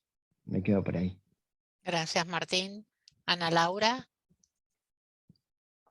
estás muteada. Sí. Tal vez complementar un poco, cuando les escuchaba hablar, bueno, esto de fortalecer, pedir más al Estado, tal vez desde el lugar en el que estoy ahora, escucho más una cosa que quisiera traer, ¿no? Hay momentos en los cuales algunos países no le pueden pedir algo al Estado, porque el Estado en el corto plazo no lo va a dar, o porque vienen pidiéndolo hace décadas. ¿Vas a retomar, Andrea, lo de la investigación? Perdón. No, ¿sigo? No sé si entendí. Seguí, discúlpame. Y entonces quería traer otra cuestión complementaria. No dejemos de pedirle al Estado, pero pensemos también en clave contextual en qué más podemos hacer, además de pedir a los Estados, porque no siempre los Estados responden y no siempre responden progresistamente, ¿no? Entonces, por lo menos aquí, con los docentes, con los directores y directoras escolares y con actores y activistas de la educación se está pensando mucho en clave, bueno, esto de lo macro, sí, pidamos al Estado asequibilidad para aumentar el acceso, políticas de formación docente, políticas digitales, etc. En el nivel intermedio, meso, los centros educativos también tienen que pensar en clave de lo que pueden hacer, del margen de acción que tienen para hacer cosas que no necesitan, no necesariamente dependen de políticas estatales que a veces no vienen o que demoran demasiado. Entonces existen los proyectos de centro, existe, aquí en Brasil se llama proyecto político pedagógico, existen márgenes para territorializar algunas políticas que existen a nivel macro y donde cada red de secretarías escolares puede adaptar algunos componentes de la política a partir de un diagnóstico de su propia situación inicial. A veces se desaprovechan esos márgenes de acción, esos márgenes de instituir alguna otra cosita en el margen de acción que le cabe a los centros educativos y a las redes territoriales. Y en el nivel de lo micro, ¿no? Del accionar docente, del docente como agente, también existen cuestiones que se pueden conservar, que se pueden fortalecer de lo aprendido en pandemia. Nadie puede impedirle a un docente que continúe vinculándose con las familias, si eso es algo que aprendió a hacer durante la pandemia. Entonces quería como destacar estos tres niveles, ¿no? Donde en cada uno hay una responsabilidad de los sujetos, de las organizaciones y de los estados. Cada uno tiene un nivel específico de responsabilidad y de complementariedad, pero quería traer esto otro, porque en el corto plazo vamos a necesitar de todo esto, no solo de uno de estos niveles. Ninguno puede hacer sin el otro, pero al mismo tiempo tiene un margen de intervención que no nos podemos dar el lujo de desaprovechar. Así que bueno, quería un poco traer esa explicitación, ¿no? Gracias, Ana Laura. Disculpa la interrupción, le estaba preguntando a Andrea si iba a retomar la intervención del chat que hacía referencia a la investigación de las prácticas. Gracias. Bueno, retomo entonces, era una intervención que hizo la colega Patricia Ojeda. Coincidimos, Patricia, digamos, efectivamente, digamos, yo señalaba la necesidad o la importancia de la intervención de la investigación educativa para tomar el guante y recoger todo eso que se puede ir cosechando a partir de la experiencia de la pandemia. Pero lo señalo básicamente no solamente como un modo de producción de conocimiento en el campo educativo y de circulación para producir más conocimiento en relación con eso, sino también como producción que alimenta el diseño de políticas, ¿no? Algo siempre deseable, a veces difícil de coordinar en sintonía, pero lo señalo en ese sentido, porque es ahí, digamos, es en las políticas y en la regulación del Estado donde se juega la cuestión de la intervención sobre la desigualdad, ¿no? Que en este caso es sobre la distribución del conocimiento, sobre el acceso y sobre la distribución de un conocimiento en condiciones de igualdad y en condiciones de calidad, ¿no? Entonces, ahí me parece que es mucha la responsabilidad y la intervención del Estado, tanto, digo, en relación con el problema de desigualdad, que no es un tema nuevo. A ver, me parece que ahí es importante no perder el norte, donde el que fija el horizonte es la distribución del conocimiento, no la tecnología, ¿no? Y en función de eso, le corresponde al Estado diseñar, regular y diseñar políticas curriculares a través de las cuales se asegura una distribución justa del conocimiento, por lo menos en el plano de este campo, a través del desarrollo curricular y a través de la formación docente, ¿no? Como los dos pilares que sostienen esa posibilidad de garantizar una distribución no desigual, digamos. Y es ahí donde vuelven, y por eso digo, no es un tema que se inaugura, se actualiza con las tecnologías, cuestiones ya conocidas en la historia de las políticas curriculares y de las políticas de formación docente, que tienen que ver, por ejemplo, con cómo se adecuan, cómo se ajustan esas definiciones curriculares en diferentes contextos, ¿no? Y vuelvo, independientemente de las tecnologías, ¿no? O cómo las pedagogías que se transmiten y que se construyen en la formación docente continua permiten esas adecuaciones, permiten o brindan a los docentes y a las docentes estrategias para producir esas adecuaciones y realizar esos ajustes en las propias aulas en función del contexto particular. Y ahí es la pedagogía la que alimenta esas discusiones, ¿no? No me parece casual en ese sentido que frente a la actualización de la cuestión de la desigualdad en la distribución del conocimiento a partir de las tecnologías digitales, vuelven viejos principios de la pedagogía, ¿no? Cuestiones, como decía yo en la presentación, que hace tiempo están confirmados que son útiles, sirven y son buenos, ¿no? La pedagogía por proyectos, la participación activa de los alumnos en los procesos de aprendizaje, la circulación del conocimiento y la construcción colaborativa, son cuestiones, principios pedagógicos que retornan a propósito de la inclusión de las tecnologías digitales en la búsqueda de mejores enseñanzas que garanticen esa distribución del conocimiento. Luego sí, y esto acá es importante también introducirlo, la desigualdad se actualiza a propósito de un proceso de cambio en la transformación del conocimiento sobre lo que todavía no tenemos demasiada información, y ahí hay una puerta abierta para seguir pensando desde la investigación en la producción de información y de conocimiento sobre ese tema para, de nuevo, nutrir a las políticas. Gracias, Andrea. Ahí decía en el chat Paula Marcela que se agrega como dificultad toda vez que se interrumpen políticas, también generan como una inestabilidad que en el caso de Uruguay ella señala no están teniendo. Yo ahora vamos a cerrar con Teresa, con su intervención. Estoy viendo si hay más mensajes, ahí agradecen por los comentarios y las respuestas en el chat. Agradecerle a Lionel Marcus Costa por asistirnos tecnológicamente también, se está transmitiendo en el canal institucional de YouTube y va a quedar disponible después esta presentación. A Laura Laceras, que es asistente del programa, y a Florencia Loiácono, que hoy nos hizo de un soporte importante. Teresa, con tus palabras finalizaríamos el encuentro. Bueno, gracias Nancy. Me quedó solo algo que quiero, antes de despedir a Ana Laura, que se tiene que ir, porque extendimos más de lo previsto porque hubo mucho debate.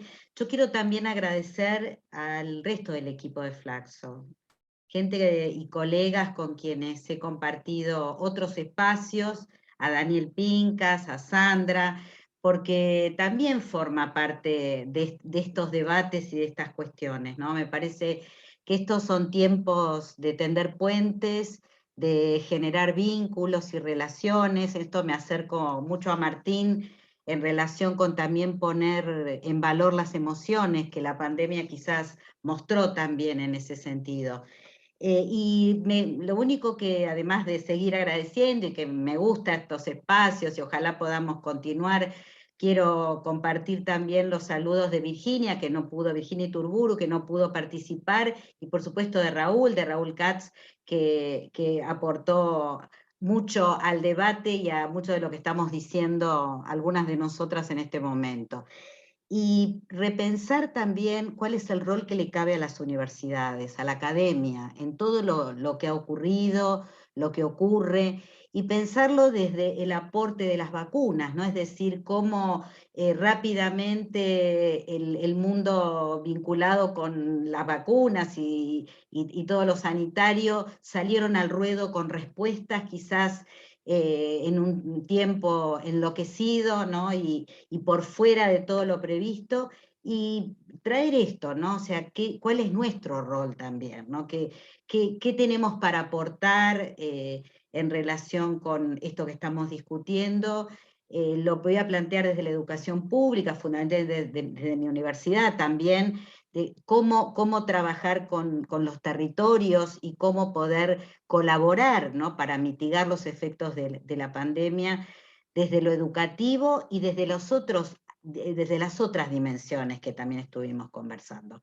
Así que bueno, nada más, agradecer, la verdad que Nancy, Guillermina, que me convocaron, un placer inmenso, hermoso, el grupo de colegas también con los que fuimos conversando y armando, y precioso este reencuentro con algunas colegas, personas que hacía rato que no veía y que quiero agradecer porque, bueno, no quiero nombrar a todos, pero está Sandra de la OEI, está Marisa Álvarez, está Delia González, que hace un montón que no la veía, bueno, no sé, un montón de gente que quiero, Laura, y que me parece que ojalá en la pospandemia, si algún día llega, podamos volver a nuestros cafés y nuestros debates sobre todo esto. Así que bueno, y a los autores especialmente un súper agradecimiento. Muchas gracias, Tere, que terminen bien el día. Gracias a todos y todas por acompañarnos. Nos seguimos viendo, que estén bien.